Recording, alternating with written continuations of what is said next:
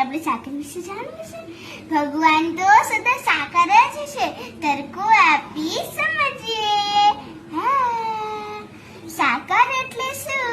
જેને કાંઈક આકાર હોય તેને સાકાર કહેવાય. એ પ્રમાણે તો થાંભલો પણ સાકાર કહેવાય, ઘડો પણ સાકાર કહેવાય.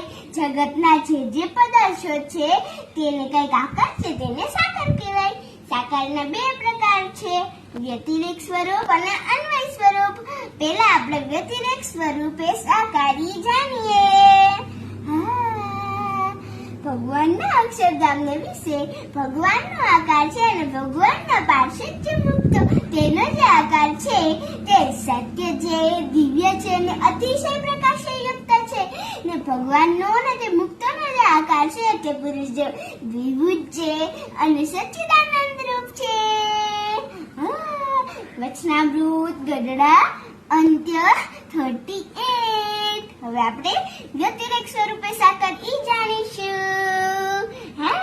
ભગવાનના અક્ષરધામને વિશે મૂર્તિમાન તથા પોતાની અંતર્યામી શક્તિએ કરીને જીવોને વિશે વ્યાપીને રહ્યા છે ને મૂર્તિમાનની પેટે ક્રિયા કરે છે, માટે તેને પણ મૂર્તિમાન જાણવા.